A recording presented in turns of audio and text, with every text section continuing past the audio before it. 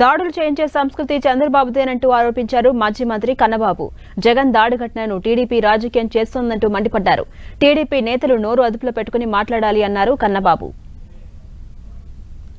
ప్రజాభిమానం కలిగిన నాయకుడు, ప్రజల గుండెల్లో చిరస్థాయిగా నిలిచిపోయే స్థాయికి ఎదిగిన నాయకుడిగా జగన్మోహన్ రెడ్డి గారు ఇవాళ ప్రజల్లో ఉంటే ఓర్వలేని వాళ్ళు కడుపు మంటతో రేపు ఎన్నికల్లో దెబ్బతినేస్తామని నమ్మకానికి వచ్చిన తర్వాత ఏం చేయాలో పాల్పోని పరిస్థితిలో నేరుగా ముఖ్యమంత్రి గారి మీదే దాడికి దిగుతూ ఉన్నారు. ఒక రాళ్ల దాడి చేస్తూ ఉన్నారు. ఆయన స్థైర్యాన్ని దెబ్బతీయాలని, ఆయనతో పాటు నడిచే నాయకులు కార్యకర్తల స్థైర్యాన్ని దెబ్బతీయాలని ప్రయత్నం చేస్తూ ఉన్నారు. మీరు ఎన్ని కుట్రలు చేసినా, ఎన్ని కుతంత్రాలు చేసినా అసలు ముఖ్యమంత్రి గారి ధైర్యాన్ని ఆవగించంతనా కూడా సడలించలేరనే విషయాన్ని చెప్తా ఉన్నా. మీరందరూ కూడా ఇప్పుడు ఈ ఇన్సిడెంట్ జరిగితే దాన్ని రాజకీయం చేయడానికి చంద్రబాబు నాయుడు కానీ, ఆయన మంది మాగదరు కానీ, ఆయన పార్టీ నాయకులు కానీ ట్రై చేస్తున్నారంటే అసలు సిగ్గుందా మీకు అని అడుగుతాను. కొంచెమైనా జ్ఞానం ఉందా? ఇంత చీప్ పాలిటిక్సా? ఇంత దిగజారుడు రాజకీయాలు చేస్తారా?